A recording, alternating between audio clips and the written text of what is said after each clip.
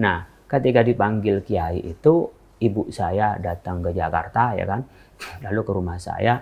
Namanya kita masih pemula di dalam karir itu, punya rumah aja sudah alhamdulillah. Nah, musola itu cuma 3x3. Nah, ibu saya itu minta, kamu udah sering ceramah, kok malah musolanya kecil katanya. Cobalah kamu tuh bikin, itu belakang masih kosong, bikin langgar. Madura kan bikin langgar biasanya. Iya. Nanti saya nggak ke Jakarta lagi kalau kamu nggak punya langgar. Jadi kayak di ultimatum. Terus saya bilang ke ibu saya, udah Mi, saya bilang ke Umi kan, nggak usah ribut-ribut. Nanti saya bikinkan masjid, bukan hanya musola, masjid, bilang gitu. Saya nanti bikin pesantren. Padahal itu ya, itu khalus surur aja, membahagiakan orang tua aja biar kedengarannya enak. Mungkin ada malaikat lewat. Alhamdulillah setelah itu ya bisa merealisasikan. Tapi Umi setelah wafat, saya bisa dapat tanah ini, pesantren ini di Kalimulya, dan saya bikin masjid 3 lantai, pastinya pesantren, saya namain dengan An-Nafisa, karena ibu saya namanya Nafisa. Assalamualaikum warahmatullahi wabarakatuh. Tribuners, jumpa bersama saya Geok Mengwan dalam program Cerita Kiai. Program yang mengajak Tribuners untuk mengenal lebih dalam kiai-kiai yang ada di berbagai daerah di Indonesia. Mulai dari masa kecilnya, perjalanan spiritualnya, pengalaman dakwahnya, hingga tantangan mereka dalam berdakwah. Nah, dalam episode perdana Cerita Kiai kali ini kita akan mengenal lebih dalam mengenai Kiai Haji Muhammad Khalil Nafis. Kiai Khalil ini merupakan ulama yang yang tersohor, maksud kami, yang pernah tampil di beberapa televisi dan menjabat sebagai Wakil Ketua Umum Majelis Ulama Indonesia atau MUI, serta Ketua Badan Pengurus DSN MUI, serta pengasuh Pondok Pesantren Cendekia Amanah. Assalamualaikum Pak Kiai. Waalaikumsalam warahmatullahi wabarakatuh. Kabar sehat ya Pak Kiai hari ini, walaupun hujan ya, sekarang ya udah musim hujan lagi nih. Turun rahmat berarti. Turun rahmat, amin. Nah Pak Kiai, seperti judulnya nih, kita ingin mengenal lebih dalam mengenai Kiai. Mungkin bisa diawali dari cerita masa kecil Pak Kiai. Bagaimana mungkin bisa diceritakan ke teman-teman Tribuners? Saya ini orang yang lahir di Madura, keluarga biasa. Kalau dari jalur ibu itu memang keluarga kiai yang punya pesantren. Kalau dari jalur bapak adalah pengusaha. Tapi ya hidupnya ibu dan bapak saya memilih yang di pengusaha itu. Tapi anak-anaknya disekolahkan di sekolah agama, bahkan kita semua itu pendidikan agama di pondok pesantren. Baru setelah di pondok pesantren baru kuliah. Sama dengan saya dulu ketika ibtidaiyah itu di Madura, di Cirenguan, Sampang, Madura. Kemudian meneruskan sanawiyah di pondok pesantren Sidogiri, Pasuruan. Kemudian di aliyahnya saya pulang lagi ke Madura di Penyepen, Pamekasan. Kemudian saya meneruskan di Jamiatul Imam Ibnu Saud Islamic University, dan mengambil juga saya itu di bidang fikih perbandingan mazhab. Saya bersamaan saya juga mengambil bidang pendidikan agama Islam. Nah, baru saya S2 melanjutkan di UIN Syautul Jakarta, itu di fikih siasah. Dan kemudian S3 saya ngambil di Malaya University, mengambil ekonomi syariah. Jadi kehidupan memang sekolah agama. Saya dari kecil belajar Al-Quran, belajar kitab-kitab klasik, itu yang lebih banyak ditekuni. Sehingga memang aktivitas di dalam keluarga keagamaan yang lebih banyak. Tetapi ketika nyampe di Jakarta, tentu banyak hal-hal baru yang harus dipelajari. Pesantren, ilmu pesantren harus dikomunikasikan dengan perkembangan itu. Ya seperti orang-orang santri lainnya, kalau pakai sarung lebih enak daripada pakai celana. Oke Pak Kiai, berarti Pak Kiai ini berapa bersaudara Pak Kiai? Saya ini ada 7 bersaudara. 7 bersaudara. Saya ini yang kelima. Jadi yang paling tua laki, perempuan, laki, kemudian saya. Adik saya dua-duanya perempuan. Nah, yang di Jakarta cuman saya. Karena kakak saya yang satu ada di Lumajang, ada di Surabaya, yang lainnya ada di Sampang, Madura. Yang Jakarta saya merantau ketepatan mendapat istri orang Betawi. Oh begitu. Jadi karena dapat istri orang Betawi nggak pulang lagi ke Madura. Udah betah di sini jadinya. Iya itu. Berarti Pak Kiai, selain Pak Kiai yang menekuni agama gitu ya, dari saudara-saudara Pak Kiai, ada lagi nggak selain Pak Kiai? Semua menekuni agama. Semuanya berarti ya? Jadi hanya satu kalau yang laki ya, kayak kakak yang paling tua itu namanya Abdurrahman Nafis. itu wakil ketua di MUI Jawa Timur, juga di ketua PWNU Jawa Timur, punya pesantren Nurul Huda. Kalau yang perempuan itu ada di Madura, yang tinggal dengan orang tua. Adiknya lagi di Pamekasan, di Lumajang, di Jawa Timur. Abdul Wadud itu dosen di UIN Jember, kemudian juga punya pesantren di Lumajang. Nah, kakak yang paling tua ini juga bersama dengan adik saya yang paling kecil untuk bikin pesantren. Nah, kakak saya yang paling pas atas saya yang nerusin pekerjaan orang tua, dia yang bisnis, yang memang di jalur ya meneruskan ke pekerjaan-pekerjaan orang tua. Jadi dari 4 bersaudara, 3 saudara ini nekuni di keagamaan dan di pendidikan. Sama-sama pengasuh pesantren. Kakak yang paling tua, yang nomor 3, dan saya. Nah, kakak saya yang perempuan, yang laki-laki, yang satu nerusin abah. Tapi adik saya yang paling kecil itu bersama dengan kakak yang paling tua yang di pesantren itu. Jadi 2 saja dari 7 itu yang tidak di bidang pendidikan dan keagamaan. Luar biasa. Berarti lingkungan emang agamis begitu ya Pak Kiai ya? Ya. Bisa dibilang seperti itu. Kalau dulu itu orang tua saya itu memberi pesan ketika saya mau berangkat ke Jakarta. Saya lebih bangga kamu punya pesantren daripada kamu punya perusahaan. Jadi itu yang termiang-miang. Nah, jadi di pikiran saya, jadi kalau saya bikin pesantren, pertama cara bakti orang hidup kepada yang orang tua yang meninggal kan melaksanakan wasiatnya. Jadi meskipun saya ketika itu sudah jadi dosen di UIN, jadi dosen di UI, ada yang kurang. Kenapa? Ada orang tua yang mesan pada saya dan ada dalam bawah sadar saya untuk bikin pesantren.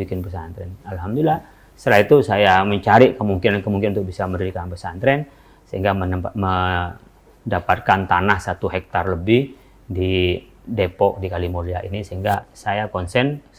Ketika itu saya kaprodi di Pascasarjana UI di kajian Timur Tengah dan Islam. Ya pas selesai ya saya langsung pindah ya konsentrasi mengasuh pesantren ini dan sambil berorganisasi di Majelis Ulama Indonesia dan di Nahdlatul Ulama. Luar biasa, berarti Pak Kiai ini udah punya ya insya Allah ya bekal di akhirat yang cukup gitu ya, pendidikan, maksudnya ilmu yang bermanfaat, kemudian juga dengan pondok pesantren ini. Luar biasa Pak Kiai. Oke Pak Kiai, ini ada nggak sih kebiasaan di masa kecil ini yang memorable? Mungkin kan ya namanya juga anak-anak ya gitu, kalau belajar tuh malas gitu, apalagi mungkin belajar agama yang bisa dibilang kan sebanyak orang yang kayak ngantuk gitu, ngaji tuh ngantuk dan sebagainya gitu kan. Nah, ada nggak sih yang memorable gitu, yang paling diingat sama Pak Kiai masa-masa kecil? Saya paling malas itu nyatat. Jadi mencatat itu paling malas karena menurut saya dihafal aja, ngapain dicatat. Oh, oke. Nah, yang kedua itu jadi kalau teman-teman punya catatan, saya sering itu kadang-kadang jahil sama teman, diumpetin gitu ya, biar sama-sama nggak baca dari catatan itu. Jadi biasa baca pada bukunya, diringkes sendiri, nggak diringkesin di dalam bentuk tulisan. Yang kedua, saya lebih senang itu kalau belajar sambil jalan. Sambil jalan? Jadi tidak diem. Oke. Gitu. Jadi umpamanya di kendaraan itulah saya bisa menghafal Al-Quran, ngafalin hadis. Jadi pelajaran itu kalau baca di jalan sampai sekarang. Jadi kalau saya masuk mobil, terus saya mau nulis jurnal, kan teman-teman yang mendesak biar segera profesor katanya. Nah, saya itu kalau di rumah lah nggak jadi nulis. Kalau masuk mobil, pegang laptop, udah saya lebih enak. Bahkan nulis kadang-kadang kalau nulis di HP gitu di mobil. Jadi sampai sekarang kebiasaan. Kalau belajar itu tidak di tempat yang kadang-kadang sunyi kan. Kalau teman-teman dulu di pondok itu kalau mau ujian nyari tempat yang sepi yang tidak dengar sama. Saya malah ngelamun kalau gitu tuh. Jadi harus banyak begini saya baca, itu saya lebih nyaman. Itu kebiasaan mulai dulu ya sampai sekarang ya begitu. Jadi keramaian itu yang membuat saya lebih konsentrasi. Karena kalau diem malah tidak dapat. Dan paling malas sampai sekarang malas mencatat. Hanya karena terpaksa berikutnya saya harus menulis kayak skripsi, menulis makalah dalam kuliah. Baru saya itu menulis pikiran, tapi mencatat dari yang saya baca itu sebenarnya aslinya malas gitu. Tapi terpaksa sehingga menjadi kebiasaan baru saya menulis. Ketika sekarang ada hal yang perlu saya torehkan, mengkomunikasikan ke publik dengan cara menulis artikel dan jurnal gitu. Oke, unik berarti ini. Biasanya orang kalau di perjalanan kan malas buka handphone apalagi laptop, kan pusing katanya. Tapi Pak Kiai justru malah bisa lebih konsen ya. Nah, Pak Kiai, selain dari keluarga yang agamis, apa sih yang membuat Pak Kiai ini pengen fokus gitu dalam bidang agama, dalam bidang pendidikan? Apa sih Pak Kiai? Kecelakaan aja sebenarnya. Kecelakaan. Gimana tuh Pak Kiai? Jadi dulu masih kecil itu, saya punya keinginan menjadi orang yang nekuni di sains. Jadi ketika saudara-saudara mondok, saya tuh minta sekolah umum. Jadi kan saya sekolahnya di Ibtidaiyah, saya minta persamaan yang negeri ke SD, karena biar bisa masuk di SMP. Tapi ketika itu orang tua sakit, nggak bisa membiayai saya. Nah, akhirnya apa? Ini sekolahnya ke pesantren lebih murah. Jadi ya kecelakaan di pesantren itu. Nah, pas ketika saya kuliah di Jakarta, saya aktif di organisasi namanya Pergerakan Mahasiswa Islam Indonesia. Saya inginnya itu menjadi aktivis, menjadi intelektual gitu ya. Maka menurut saya itu yang hebat kalau dia ngisi di seminar, kalau jadi dosen itu. Jadi berpikirnya itu lebih pada yang umum sampai. Tetapi kecelakaan sekali lagi. Suatu saat saya ketemu dengan Ki Hasyim Muzadi, diminta menemani beliau ngisi ceramah di TV, salah satu TV swasta itu. Nah, kebiasaan itulah saya dipanggil Kiai. Oh, oke. Sebelumnya tidak. Jadi saya tuh ngisi di beberapa ya stasiun TV mengisi, tetapi saya itu ngisi sebagai ilmuwan. Ya, ada beberapa instansi itu, tapi berkenaan dengan keislaman, namanya kesehatan, berkenaan dengan namanya keluarga berencana dan seterusnya. Tapi posisi sebagai agamawan, tapi bukan kiai. Tapi diajak Ki Hasyim Muzadi almarhum almarhumlah itu untuk ceramah di salah satu. Akhirnya saya sering diundang ceramahlah di TV itu. Saya hanya dipanggil kiai. Nah, ketika dipanggil kiai itu, ibu saya datang ke Jakarta ya kan, lalu ke rumah saya. Namanya kita masih pemula di dalam karir itu, punya rumah aja sudah alhamdulillah. Nah, musola itu cuma 3x3. Nah, ibu saya itu minta, kamu udah sering ceramah, kok malah musolanya kecil katanya. Cobalah kamu tuh bikin, itu belakang masih kosong, bikin langgar. Madura kan bikin langgar biasanya. Nanti saya nggak ke Jakarta lagi kalau kamu nggak punya langgar. Jadi kayak di ultimatum. Terus saya bilang ke ibu saya, udah Mi, saya bilang ke Umi kan, nggak usah ribut-ribut. Nanti saya bikinkan masjid. Bukan hanya musola, masjid gitu. Saya nanti bikin pesantren. Padahal itu ya, itu khalus surur aja, membahagiakan orang tua aja biar kedengarannya enak. Mungkin ada malaikat lewat. Alhamdulillah setelah itu ya bisa merealisasikan. Tapi Umi setelah wafat, saya bisa dapat tanah ini, pesantren ini di Kalimulya, dan saya bikin masjid 3 lantai. Pastinya pesantren, saya namain dengan An-Nafisah, karena ibu saya namanya Nafisah. Masya Allah. Nah, jadi tadi mengarah keagamaan itu akhirnya orang persepsikan saya kiai. Nah, akhirnya saya penampilannya dulu saya tuh paling senang kalau nggak pakai kopiah. Oh gitu. Jadi, masih awal-awal berkeluarga itu ya kayak seorang ilmuwan gitu lah. Ya, karena sudah dipanggil kiai, kok nggak enak ya kalau nggak pakai kopiah. Sudah, ini kopiahan saya. Biar menegaskan identitas tuh gitu ya Pak Kiai. Iya, bahkan disuruh sorbanan itu. Nggak bagus saya ceramah, masa nggak pakai sorban katanya. Pakai gamis setiap hari begitu. Itu dia. Nah, kalau dilihat-lihat nih dari yang saya googling nih, juga ngambil banyak short course gitu. Itu tuh apa sih Pak Kiai? Maksudnya kan udah dilihat nih S2 gitu kalau udah mentereng gitu di luar negeri pula. Tapi apa sih yang membuat gigih gitu? Siapa tahu ada Tribuners yang juga tergerak untuk rajin gitu dalam pendidikan. Ya kan pada saat itu saya mau berkarir di intelektual. Saya sudah diterima sebagai dosen gitu. Dulu sempat juga pengen jadi politisi. Oh, jadi kan dulu pernah jadi ketua PMII di Cabang. Jadi berpikir jadi politisi. Pada 2003 itu saya jadi wakil ketua panitia pengawas pemilu di Provinsi DKI Jakarta. Tapi setelah tahu begitu kok saya kayaknya bukan dunia saya, politisi. Ini bukan jalan saya. Bukan jalan saya. Hanya saya banting setir. 2004 itu daftar jadi dosen. Nah, diterima sebagai dosen. Saya ketika itu ngajar di UI, tapi juga daftar di UIN Syarifuddaullah Jakarta. Nah, dari dosen itu saya berpikir, kalau saya tidak banyak mendapatkan short course, tidak mendapat pendidikan, saya akan kalah dengan teman-teman yang lulusan dari luar, yang hebat-hebat itu.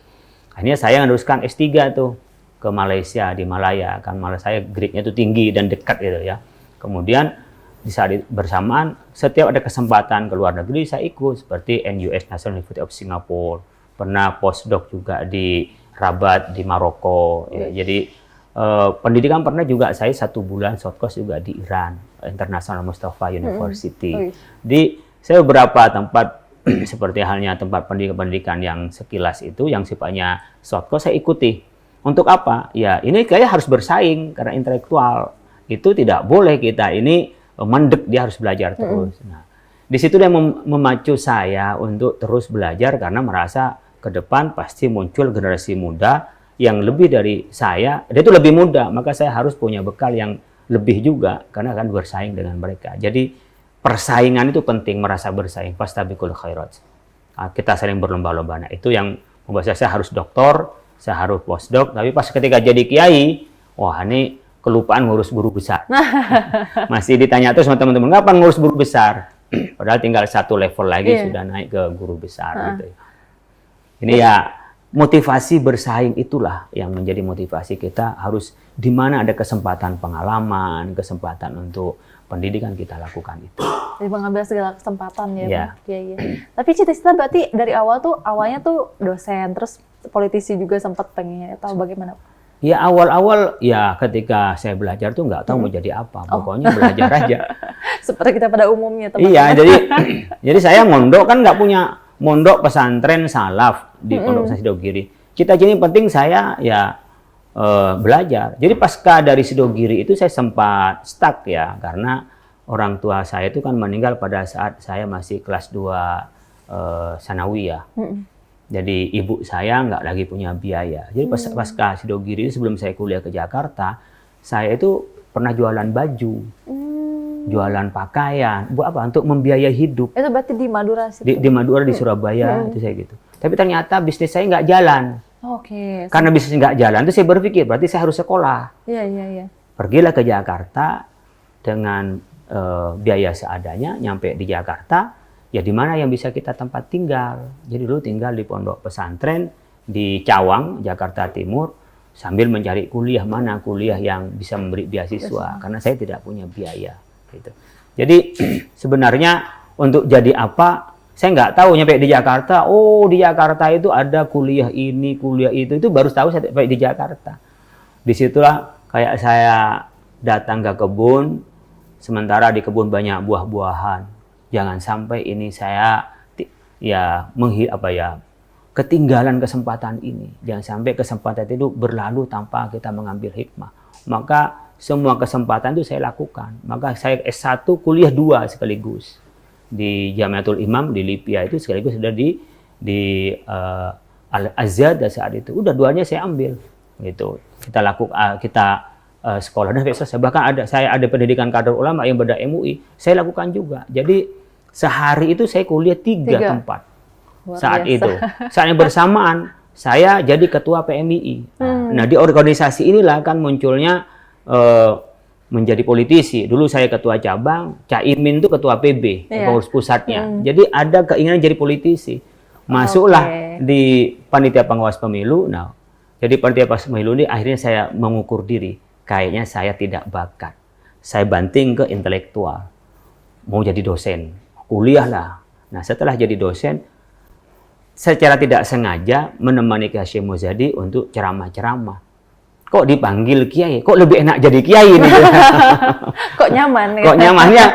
Kenyamanan jadi kiai. Ini sekarang 2-nya kita lakukan sambil jadi dosen. Tadi sebelum kita rekaman kita ngajar dulu di UI ya, ketepatan bisa ngajar di UI yang saya pertahankan sekarang hanya tinggal ngajar di UI dan di UIN.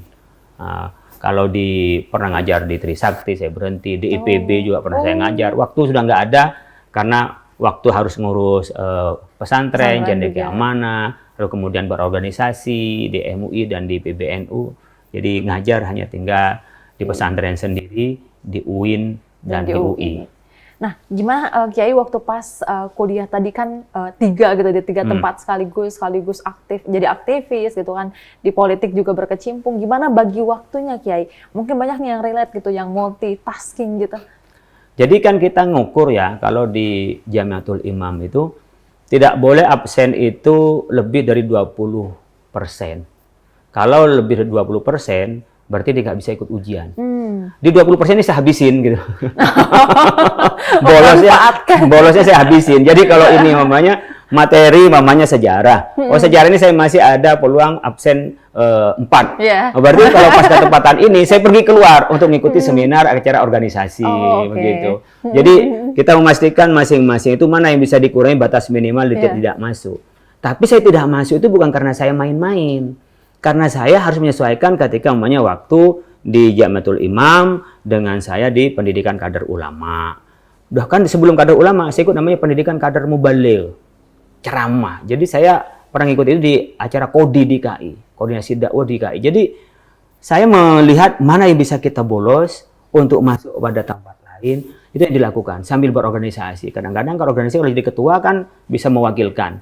Nanti saya datang agak terlambat karena kuliah dulu baru pergi. Nah, itu cara yang kita lakukan selama 2 tahun begitu. Selama 2 tahun kita lakukan, pendidikan selesai yang satu tinggal organisasi sehingga bisa dilaksanakan dengan baik. Di tahun 97-98 pas reformasi itu ya saya memimpin demo juga.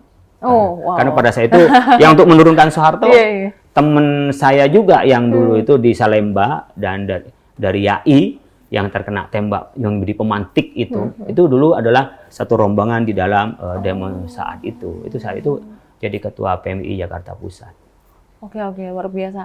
Berarti Pak Kiai kan kalau waktu pas di Madura mungkin karena lingkungannya juga mendukung gitu ya, maksudnya agamis semua gitu bisa dikatakan seperti itu. Tapi kan ke Jakarta udah heterogen banget gitu ya Pak Kiai. Gimana caranya kayak kita tuh biar tetap keimanannya tuh tebal gitu. Kadang kan karena udah capek, kemudian lingkungan juga seperti yang ya tidak terlalu kuat gitu agamanya. Gimana kita tetap ya kuat keimanannya gitu Pak Kiai? Kalau keimanan kita pasti kembali kepada Allah ya.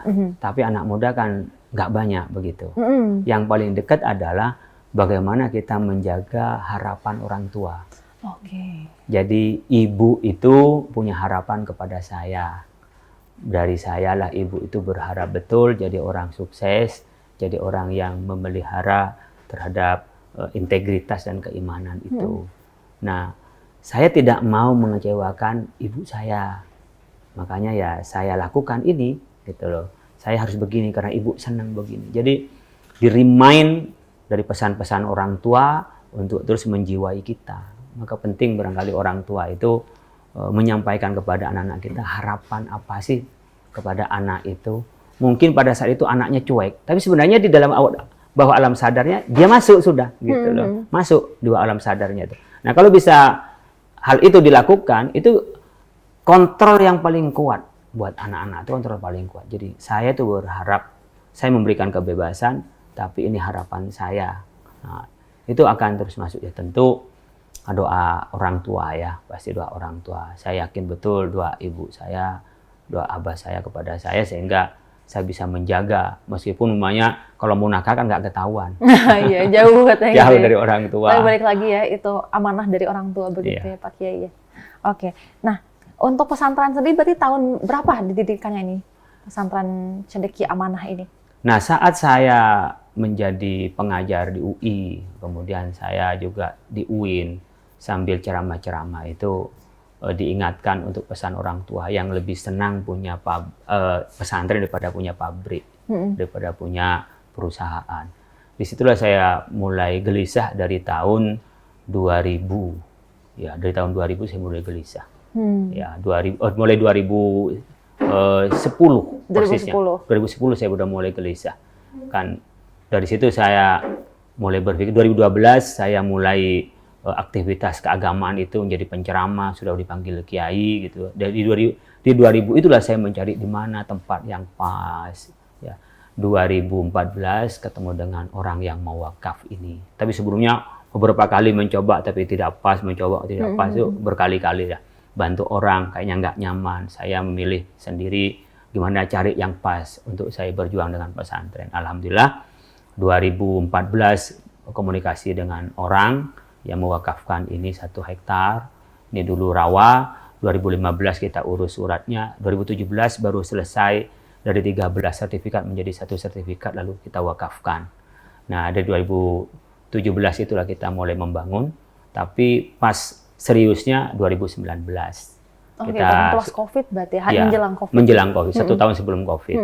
Nah, 2019 itulah kami karena sudah aula selesai, terus ada gedung lokal selesai, kami buka pendaftaran. Jadi pendaftaran pertama pesantren formal itu pada 2020 saat COVID. Jadi kan April COVID, Juni itu adalah penerimaan santri pertama di sini.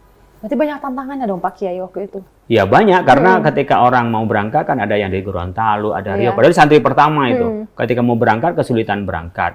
Ketika dibikin grup WA mereka untuk yang wali-wali santri, ada yang sudah siap berangkat, ada yang tak, nanti gimana nggak jadi lagi berangkat. Akhirnya kami putuskan tidak komunikasi pakai grup WA, Japri saja yang mau berangkatkan anaknya ke sini. Nah, akhirnya berangkatlah ke sini. Ke saat itu ada sekitar 16 orang, kemudian sekitar ada 4 orang, berbekal 21 santri pertama kali pada tahun 2020 itu kita mulai pesantren ini sambil mengurus izin. Alhamdulillah tahun itu juga izinnya keluar. Ini kan sekolahnya SMP bukan sanawiyah. Nah, tapi berasrama, ada tahfidz Qur'annya, ada juga baca kitab Turos, kitab kuningnya. Ini 2020. Jadi kalau ditanya kapan mulai ini, pas COVID. Pas COVID.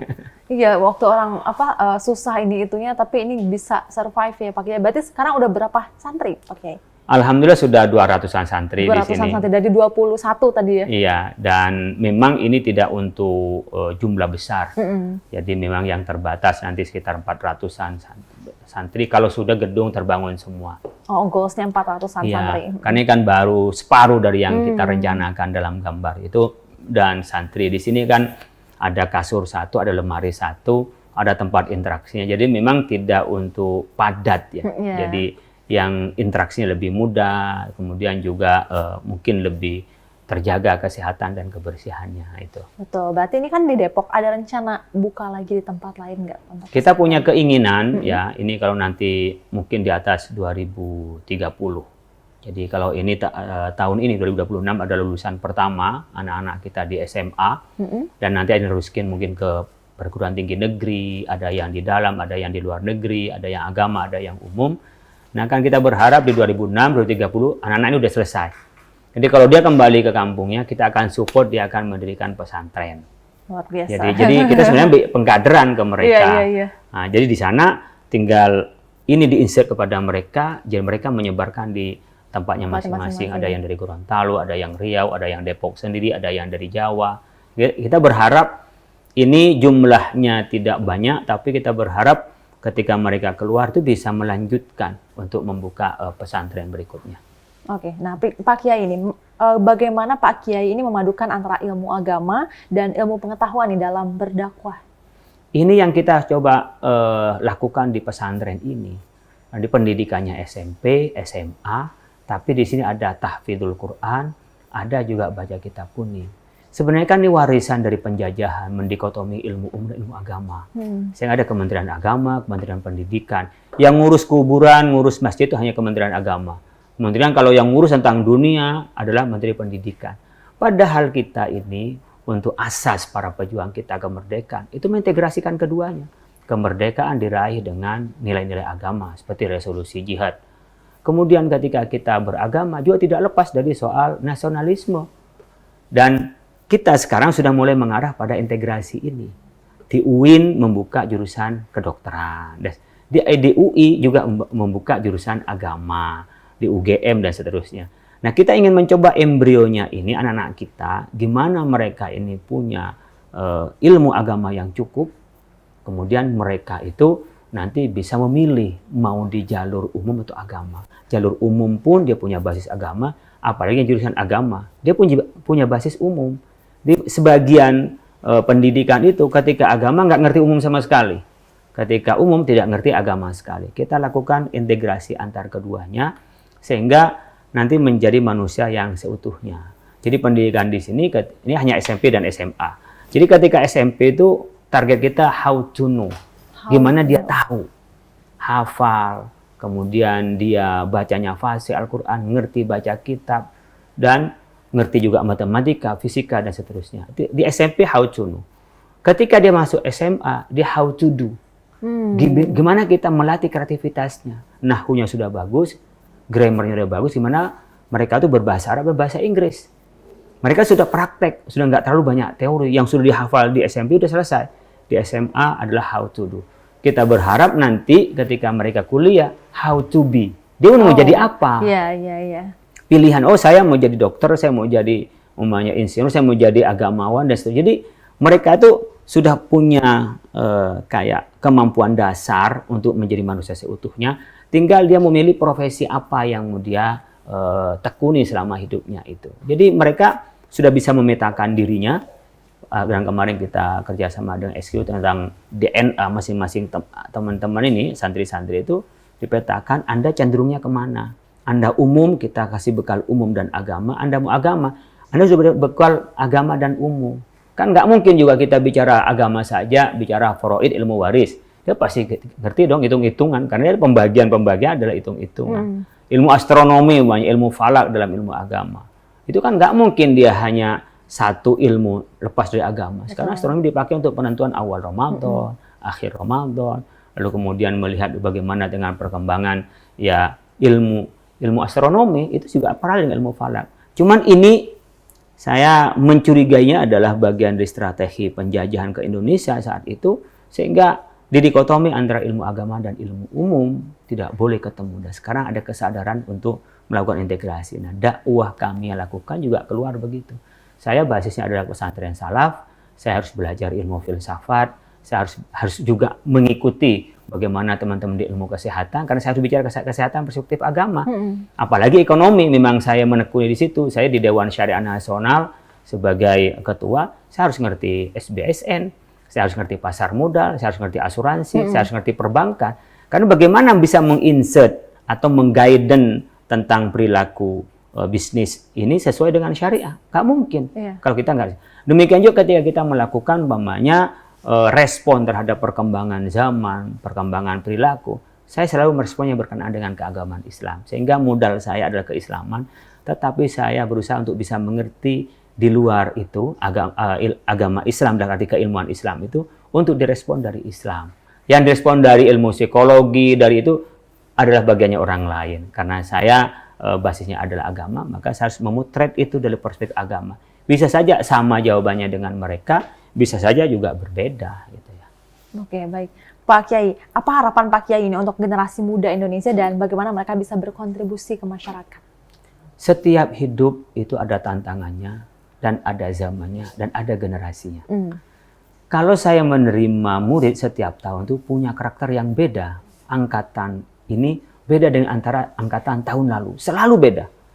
Cara ngeresponnya, cara kecerdasannya, cara perilaku, cara belajarnya. Oleh karena itu, setiap zaman pasti ada tokohnya. Ya, setiap tokoh pasti ada zamannya. Nah, itu pasti. Begitu di dalam kehidupan ini, Anda jangan lewatkan waktu-waktu yang sangat penting masa muda itu untuk mengisi diri. Saya merasa kurang, banyak kurang. Kenapa dulu saya tidak begini? Padahal saya dulu berusaha untuk belajar. Apalagi orang yang berusaha tidak belajar umpamanya, atau waktunya habis dengan main-main. Oleh karena itu, sempatkan belajar. Dan godaannya sekarang adalah copy paste. Adalah mengandalkan alat. Seperti kecerdasan tiruan ya kan, AI, akal imitasi. Nah, kan AI itu imitasi, akal imitasi. Akal imitasi. Akal imitasi. Jadi akal tiruan. Dia bisa lebih senang berkomunikasi dengan mesin daripada dengan orang. Dan yang paling parah adalah menganggap mesin yang dijawabkan karena masuk pada akalnya dianggap sebuah kebenaran. Nah, kebenaran tidak diverifikasi dengan orang yang ahli. Nah, ini yang bahaya nanti menjadi kebenaran semu. Nah, oleh karena itu, pesan saya belajar dengan sungguh-sungguh dan harus ada gurunya. Apalagi bagaimana harus ada gurunya, harus ada yang membimbingnya, harus ada yang menontonnya. Meskipun bisa ngambil dari mana aja informasi, harus ada verifikatornya. Agar apa? Keyakinan kita, ilmu kita itu ada dasarnya. Kita sebut dalam Islam namanya harus ada sanadnya, mata rantainya. Jadi ada transmisi dari ilmu itu. Kalau dalam Islam itu kewajiban itu. Dalam ilmu hadis harus ada mata rantai yang bisa dipercaya. Tidak bisa, umumnya ilmu hanya sekedar informasi, tidak bisa. Jadi harus ada mata rantai. Apalagi punya keyakinan sang guru itu memberikan efek psikologis untuk komitmen terhadap keilmuan. Berbeda dengan ilmu yang berserakan atau informasi yang berserakan kemudian dianggap sebuah ilmu yang harus diyakini. Jadi belajar dan setelah belajar komitmen dengan ilmunya. Jangan tergantung bayarannya. Nah, itu dia. Jadi kadang-kadang kan kita ilmu itu diubah-ubah tergantung siapa pesanannya. Nah, komitmen konsisten dan berintegritas dengan ilmu itu juga tak kalah sulitnya dengan kita mencari ilmunya. Dan biasanya setinggi apapun ilmu seseorang, ketika tidak punya integritas, nggak ada harga apa-apa. Ya sama dengan mungkin lebih mahal ChatGPT barangkali, atau lebih mahal kita ke Google daripada orang itu. Jadi ada nilai tambah dibanding mesin bagi orang yang hidup berilmu itu kalau dia punya integritas. Dan itu pasti ada risikonya. Oke. Yang membedakan kita sama AI adalah integritas itu tadi berarti. Baik, luar biasa. Terima kasih Pak Kiai Holil Nafis sudah berbincang kepada kami, memberikan banyak cerita, pengalaman, dan ini tentunya bisa menjadi insight yang bermanfaat bagi Tribuners dimanapun berada. Ya, dengan ini berakhir sudah cerita Kiai pada hari ini. Saya Geok Mengwan, pamit undur diri. Wassalamualaikum warahmatullahi wabarakatuh. Download Tribun X sekarang, menghadirkan lokal menjadi Indonesia.